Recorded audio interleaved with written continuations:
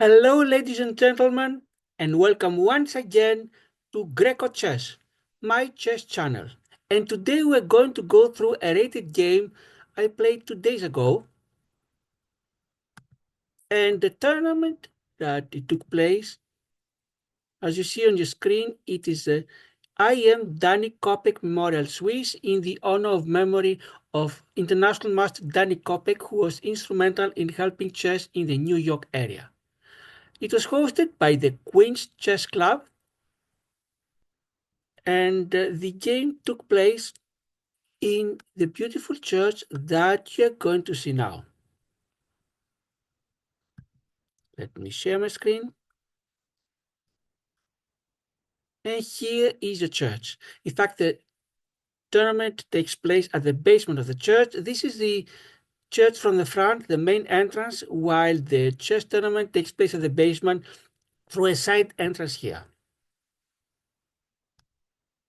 Now, the details about the tournament we're going to see now. It's held in 4 consecutive Fridays. It started 2 days ago, May 23rd, as you see here. That was round number 1. And next Friday, May 30, is round number 2. June 6, round number 3. And June 13 is round number 4. The time is G90 D5. This means that when the game starts, each player has 90 minutes on their clock, and when it's time to move, for the first 5 seconds, the clock does not move. Then it continues going down, and the players must complete all their moves before the clock is down to 0. Otherwise, they lose out of time. Approximately 25 players competed in this tournament, the strongest of them being, as usual, the international master Jay Bonning, whom I had faced a few months ago in a previous tournament. This time, my first round opponent was not Jay, but the second strongest player of the field, who is Candidate Master Brian Lawson. We're going now to look at his statistics. You're going to see that he's Candidate Master. His current rating is 2003, and he's in the 97.2 percentile, meaning only 2.8% of the US chess players are better than him. How about me? Let's do the comparison. I am in the third category, well below Candidate Master.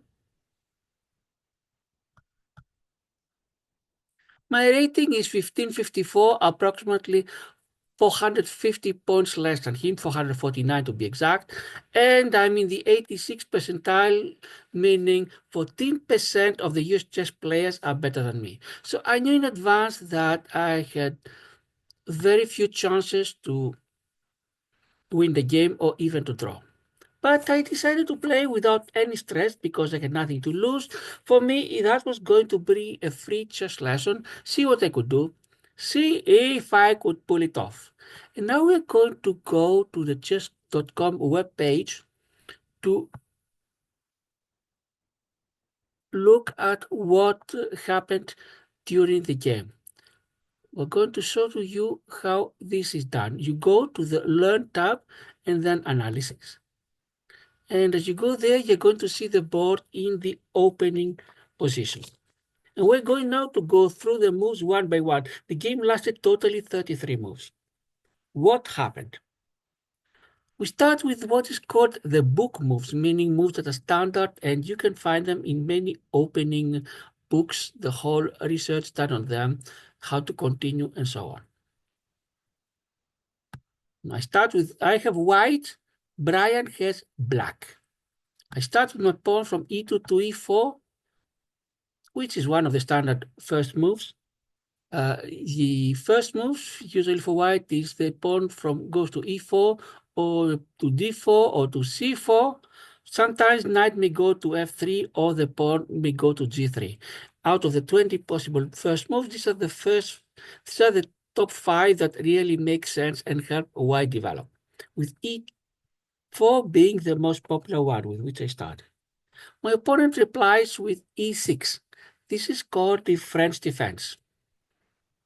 The aim of this opening is to control the center, as you'll see later. You'll see later the battle for the center. I'm continuing with the standard second move, d4. Brian plays d5. And here I have a choice, how to continue. One choice is to push my pawn from e4 to e5. This is so-called advanced variation case advantage that it controls the square f6. Of course, my opponent is not going to give me all that space. We'll continue with pawn from c7 to c5. Another choice is to bring the knight to c3 or to d2, and in that way, protect the pawn e4. I decided to do something different. Use the bishop from f1 to d3. Now, so long as you play reasonable opening moves, it doesn't make that much of a difference, at least at the low and intermediate level. Important things come later. My opponent plays book moves. D takes to e4, bishop takes to e4. You see here, the computer has the symbol of a book. This is a book move. And the minus 0.20 means almost nothing. Now, how does my opponent continue the standard way? Knight from g8 to f6. These are moves that chess players, especially advanced, they know them by heart. You don't even need to think about it. And my bishop goes back from e4 to f3. This is one way to protect the bishop. Of course, I could have done other things. I could have moved my bishop from c1 to g5 and pin the knight, so I cannot take my bishop, otherwise queen is lost. The problem with that is I have to be careful, because the moment the queen moves and the pin is broken, I must make sure I protect my bishop. It's very easy in the heat of the game to forget about it and suddenly see yourself losing the bishop. I could perhaps push my pawn from f2 to f3. The problem being is that the diagonal from h4 to e1 becomes very sensitive. My opponent can take my bishop or take back the pawn. Queen checks here, and all bad things can happen after that.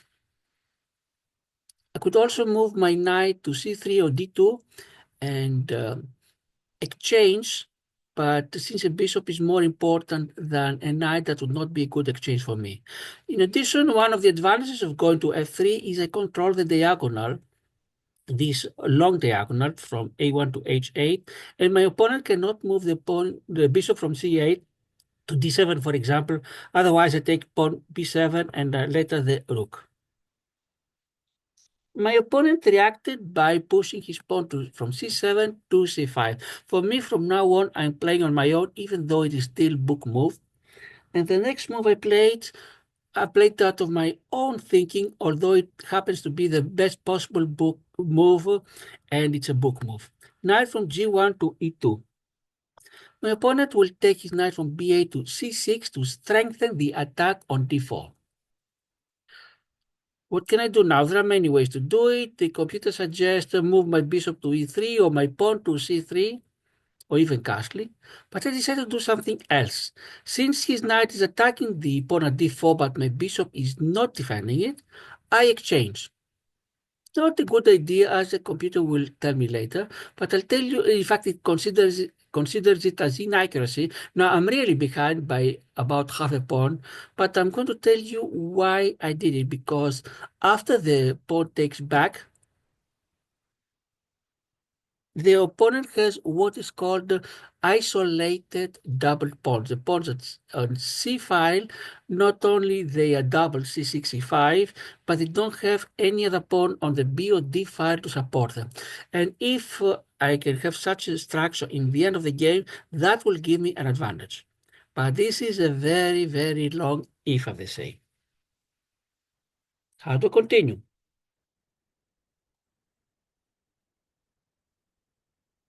I want to protect my pawn at d4, so pawn moves from c2 to c3. If the opponent exchanges pawns, then they are not doubled anymore, but still the c6 is a very weak pawn, backward isolated. Of course, I need to tell you that this advanced theory of the pawn structure is important for the great players, and assuming that when it comes to tactics, they are flawless. So the game could be decided by some details like that. Unfortunately, that's not going to be the case, but let's see what happened. Bishop goes from f8 to e7. bishop is developed, and also my opponent is ready to castle. But I'm going to castle now first myself. Then my opponent is going to castle. I'm still down about half of a pawn. With the players of similar ratings, even with a small difference, that is not so important. One can easily regain the difference later. But when your opponent is 450 points higher than you, it's very, very difficult to come back. My pawn now will go from h2 to h3, which makes it impossible for my opponent to move his knight from f6 to g4. That was what I was afraid, because if it went here, it controlled the e3 square. I couldn't put my bishop there, or I could put it but have to change it, and I would rather avoid it. You may wonder why the h and not the f pawn to f3, since this would control both the e4 and g4 square. The reason is because then the diagonal from a7 to g1 becomes very exposed. My opponent could put a queen or a bishop on this diagonal. The pawn cannot go backwards, and my king could easily be exposed. That's why I prefer the h pawn. My opponent plays now his bishop from c8 to a6. My opponent is attacking the knight at e2. For the time being, the queen supports it, but there are two things happening. First of all, if the queen goes far away, for example, b3 or a4, to do some other attack, I'm losing my knight. And if my knight moves, I'm losing my rook. Of course, I'll take by the bishop, but rook is more important than a bishop. And if I do this trade, I lose what's called the exchange. That's why I moved my rook from f1 to e1. So now the knight is protected twice. The queen can leave without fear, and the knight can also leave without any problem. Opponent strengthens the attack on d4 by putting the queen from d8 to b6. Now here is the situation I'm facing. Not only the d4 pawn is attacked once again, and if my opponent can take it for free, this pawn, not only they gain a pawn, but they have a huge control over the center, which is quite an advantage. It's an advantage in any case, but especially when you face a stronger player that is very unlikely to commit some other error that you can exploit. What can I do? As if this is not enough, I have to be careful with the b2 pawn. If I move my bishop, for example, from c1 to e3 to defend this one, I lose the b2 pawn, and then my rook at a1 is in danger. To avoid any such scenario, I did something I didn't like too much. It slightly weakens my pawn structure. I move my pawn from b2 to b3. And what is happening is that my pawn at c3, it is called an inaccuracy because that c3 is protected only by the knight. If it's attacked, my knight has to stay here, knight cannot move, rook cannot move. But this is a long-term problem.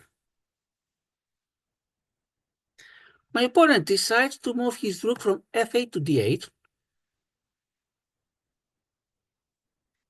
And in addition to attacking the d4 square, once again, he creates a pin. If my pawn, for example, takes c5, my queen is lost.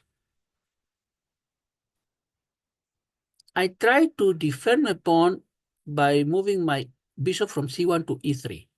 This is a mistake. Why is the mistake? Yes, it defends it, but the computer would have preferred if I had moved my bishop from c1 to a3.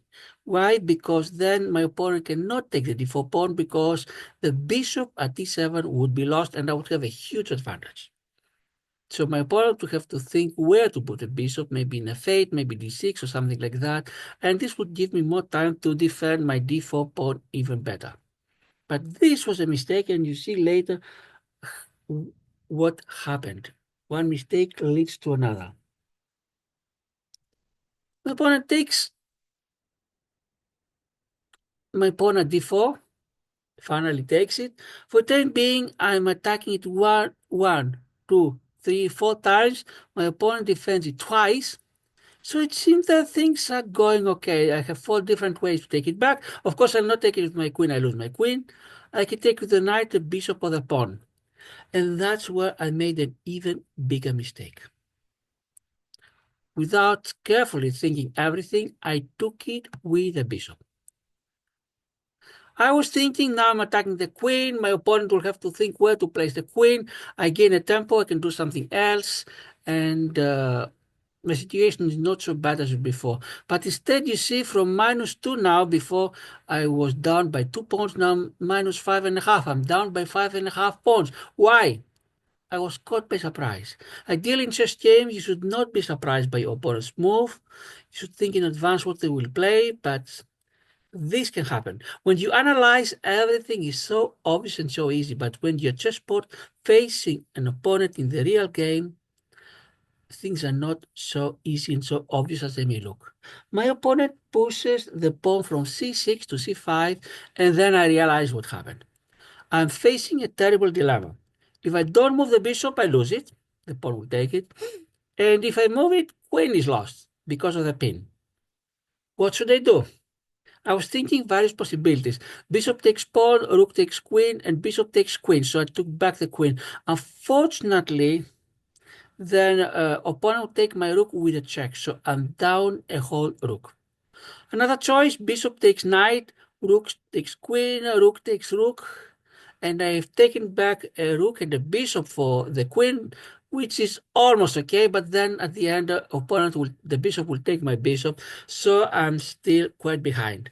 Minimize damage. How can I minimize the damage? That is one thought we should always have when things start going bad. Is it possible to lose less than what seems obvious, to take something in exchange? And I decided, let's break the pin. Queen from d1 goes to c2. So my opponent now has only one opportunity to take my bishop. Any other plan they may have in their mind, they have to postpone it as a very minimum. And my opponent took the bishop. Can I take something back as a kind of consolation prize? With my knight, I took the pawn. So I've lost a piece for a pawn. Now rook goes from a8 to c8.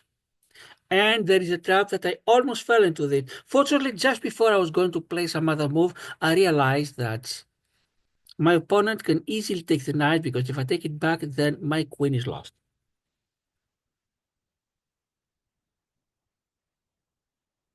So I move my queen from c2 to b2 to stop the pin, and now really my opponent cannot take the knight.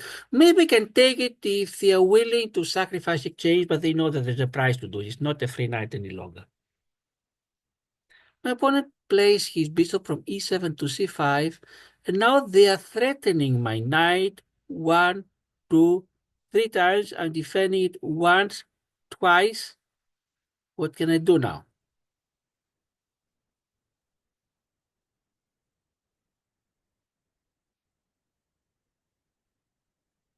I decided to move the knight away before it's attacked once again by the pawn, for example, and put it to f3. Good thing queen is in b2, and so it is protecting the f2 pawn, meaning that my opponent cannot just grab the pawn here with the bishop and threaten my rook, because the queen will take the bishop.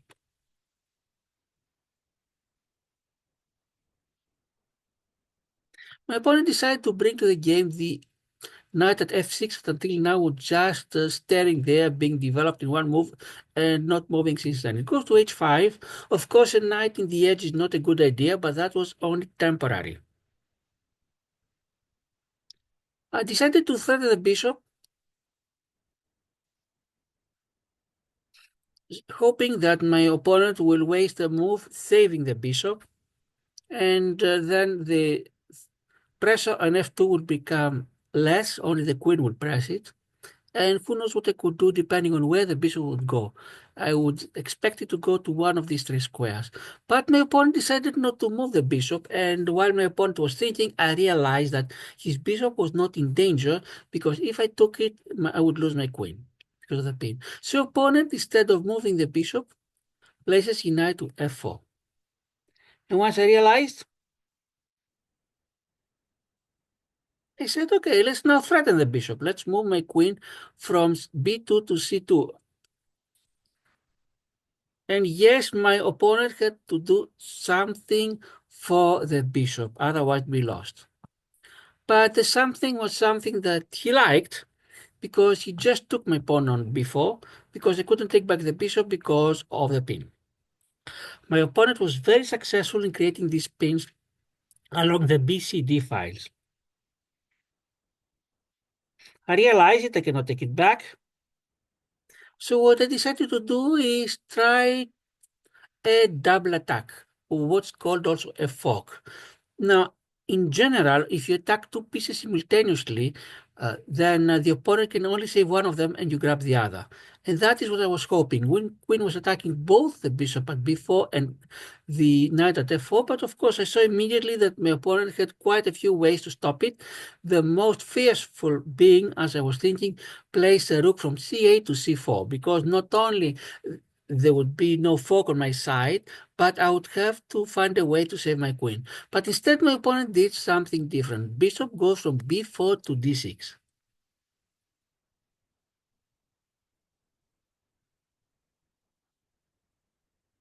Now, at this point, I knew that I couldn't take any of the two pieces because the bishop is not on the range of the queen and the knight was protected by the bishop. So I tried to see if there's anything I could do on the king side, moving my knight from f3 to g5.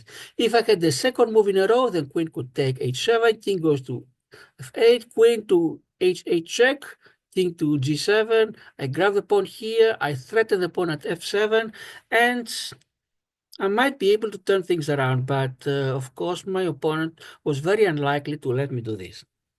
I was expecting my opponent to react either with a pawn from g7 to g6 or from f7 to f5. I cannot take this because of the knight and block the diagonal, but at least I would have weakened the pawn structure in front of the king. Now, my opponent put the bishop from a6 to d3. This also caught me by surprise, but even if I had seen it, not too much I could do.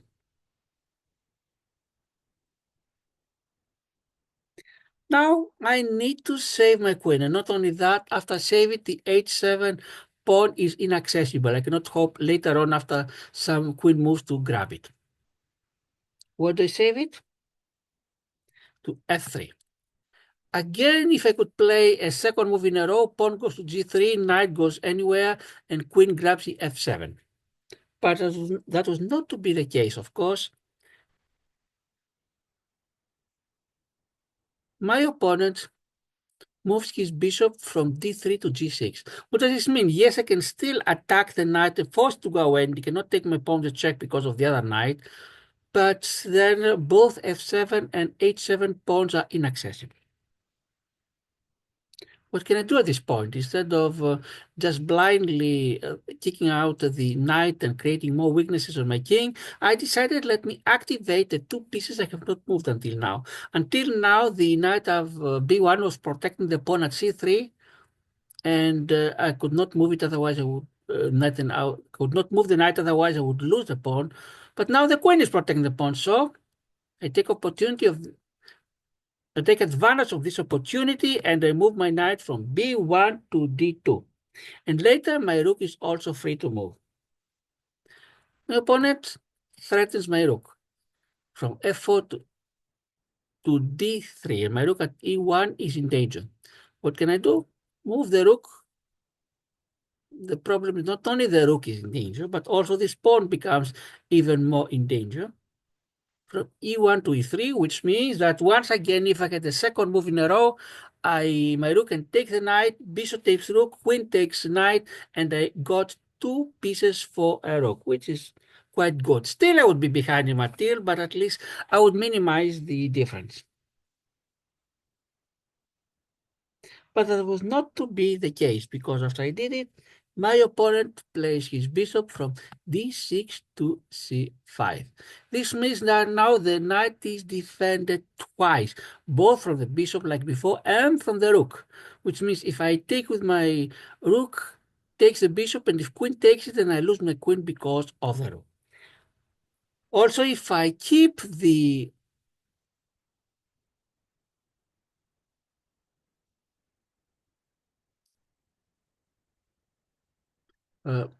if I keep my rook here, See what's going to happen. The bishop is going to take the rook and then going to lose even more material. That's why the rook had to go down to e2, and that's what I did. And I thought that my f2 pawn at least was safe because it was attacked 3 times, 1, 2, 3, and was defended 3 times, 1, 2, 3. But my opponent sees what only very strong players can see, what others cannot see. That the pawn was not safe, and with his knight he shocks me by grabbing the pawn. And my plan of taking my rook, that might have worked otherwise because he takes, and then his queen can do nothing, and I get 2 pieces for the rook, which is quite good. That would have worked well, but unfortunately I noticed on time, but unfortunately that this idea exists, is that if I take it with my rook, the rook is pinned, so my opponent can grab my knight with a d8 rook. And in this case, not only I lose another piece, but my rook is threatened. You see the difference becomes worse and worse for me. That's already 635 against me. So what can I do now? Let's get rid of the pin.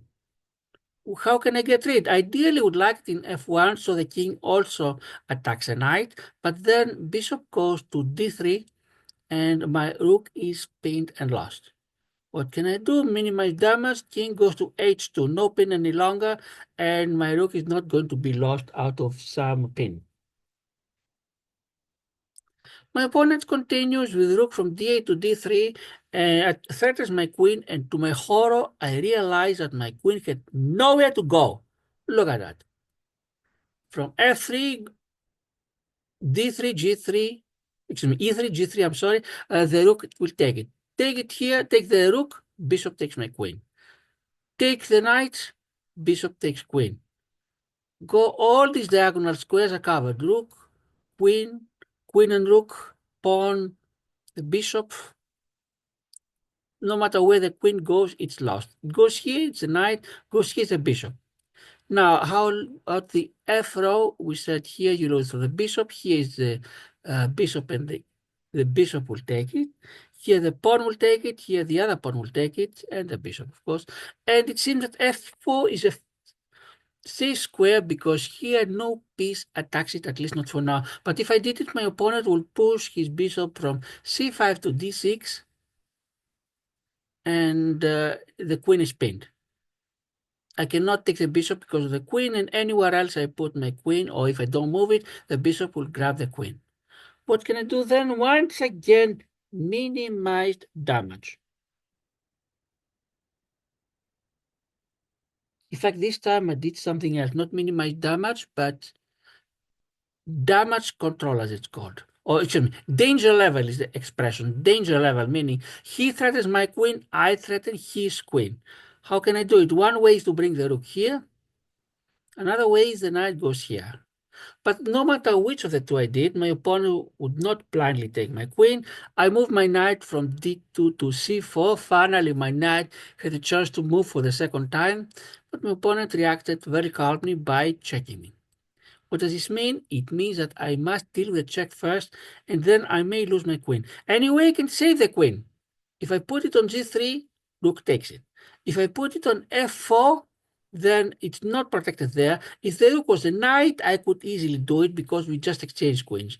But on f4, my opponent would just grab my queen. Anywhere, any other thing I do, then my queen is lost. No way I can threaten the queen. I might have tried knight takes pawn. For one moment it threatens the queen, but then pawn takes knight. So what to do? First of all, let's cover the check with e5, knight from c4 to e5. By the way, at this point, anyone could have resigned, but for me, that was a free chess lesson. So let it last as long as possible. Let's learn whatever is possible, no matter if the result is guaranteed to be against me. Opponent takes my queen. I take the rook. Once again, the material situation becomes worse because I got the rook for a queen. The opponent moves the knight, so it's not a threat to my rook any longer, but attacks this knight a second time, and the knight is pinned, it cannot move. The situation is going to be even worse, but first let's get rid of the pin. Go here.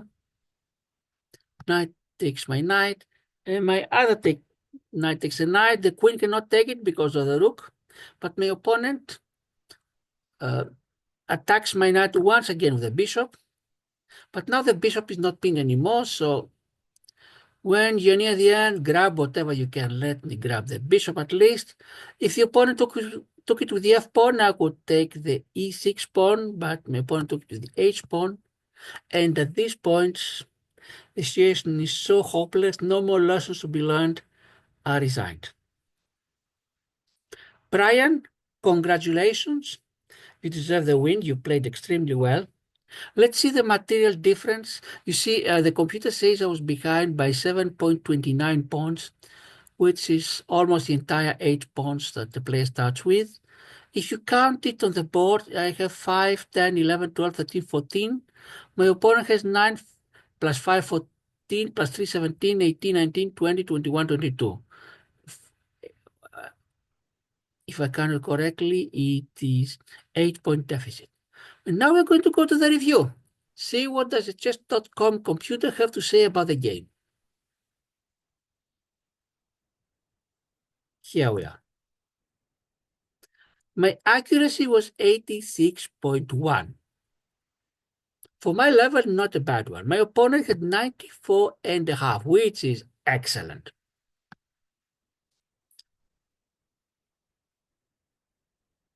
My opponent had two great moves. No one had brilliant moves because my opponent did not have to find any brilliant moves, but two great moves. And these were related to my grabbing my bishop at move number 15, the combination from move 13 to 15. And these were exactly my two mistakes, that I let him use a pin to win my bishop. Other than that, each of us had one inaccuracy. We had 6 book moves. Yes, my opponent had the good moves of my opponent were of better quality than mine, meaning 2-0 in the great and 15-9 in the best, while I had 11-8 in the excellent and 4-1 in the good. And out of 33 moves, I only had 2 mistakes and 1 inaccuracy.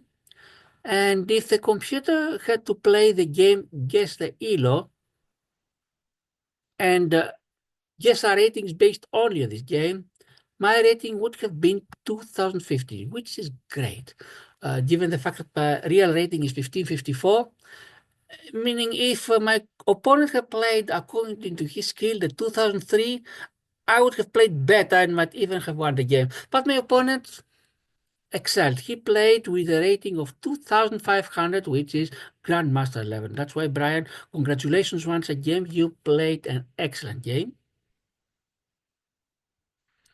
I have no reason to be depressed with the result of this game. I played as well as possible. This was the end of round number 1.